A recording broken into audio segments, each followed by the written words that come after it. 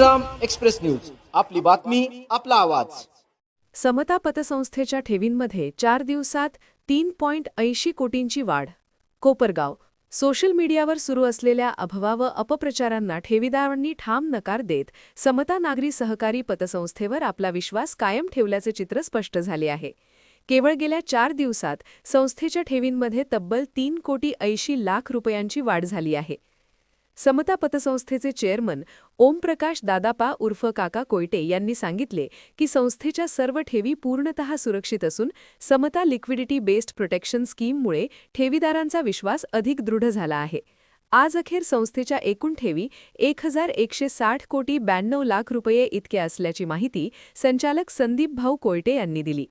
समता नागरी सहकारी पतसंस्थेच्या आजकाल या श्रीरामपूर शाखेमध्ये मी आलो आहे। आम्हाला सकाळपासून बरेचशा ठेवीदारांचे फोन आले की समताच्या बाबतीमध्ये बरीच चर्चा चालू आहेत, त्याकरता आम्ही ठेवीदारांची या ठिकाणी एक मीटिंग ऑर्गनाईज केली होती आणि आम्ही नुकतं सगळ्या ठेवीदारांचे समाधान याच्यामधून करून दिलेलं आहे। आमच्या संस्थेचे चेअरमन काकासाहेब कोयटे हे नगराध्यक्ष पदाकरता कोपरगावला नगरपालिकेमध्ये उमेदवारी करतायत आणि तिथं खूप चांगला पाठिंबा जनतेचा काकासाहेबांना मिळतोय आणि त्याच्यामुळं घाबरून विरोधकांनी काकांच्या विरुद्ध काही खोटे अफवा पसरवायचं काम विरोधकांनी चालू केलं आणि त्याच्यामुळं काही ठेवीदारांच्या मनामध्ये समताच्या बाबतीत शंका निर्माण झाल्या। त्यामुळे ह्या ठेवीदारांचं समाधान करण्याकरता आम्ही या ठिकाणी आलो।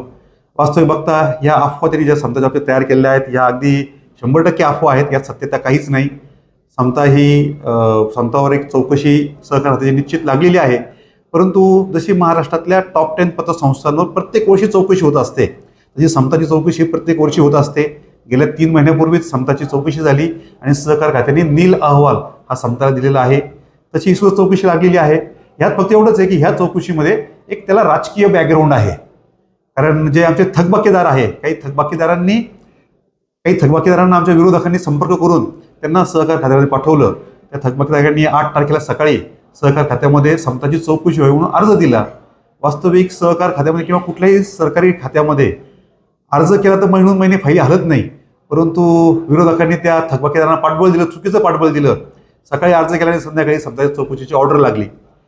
हरकत नाही, चौकशीला समता कधी घाबरलेली नाही, घाबरणारही नाही, कारण समताचा व्यवहार हा पूर्णपणे पारदर्शक आहे। तीच खात्री आम्ही आमच्या ठेवीदारांना दिलेली आहे आणि त्याच्यामुळंच समताच्या ठेवी ज्या सर्व शाखांमध्ये चांगल्या पद्धतीची वाढ त्याच्यामुळे होत आहेत।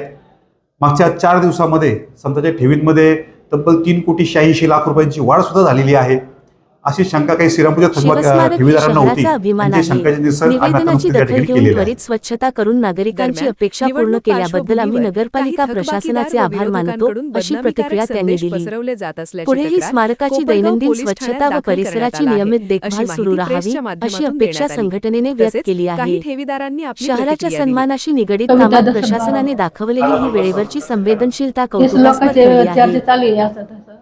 आणि आम्हाला पहिल्यापासून जुने चंद्रमध्ये समजते तेव्हापासून कधी काही आम्हाला त्याचं काही आलं नाही, लोकांची अफवा उठली। आता काय वाटतं आपल्याला? इथंच ठेवणार। नाव काय आपलं? अमृतेश्वर अंबादास रसाळ। आज आपण पतसंस्थेत कशासाठी आला? हेच वावड्या उठल्या होत्या लोकांच्या, आपली चौकशी करून घ्यावी ह्या हिशोबाने मी आलो होतो। दुपारी मी 2-4 वाजता सगळ्या आपल्या स्टाफने सुद्धा आम्हाला गॅरंटी दिली की तुम्ही काही काळजी करू नका, तुमचे पैसे कुठे जाणार नाहीत, तुम्हाला कधी लागले आज रात्री लागलेले तरी पैसे मिळतील। त्यानंतर आपण कोणाकोणाला भेटला?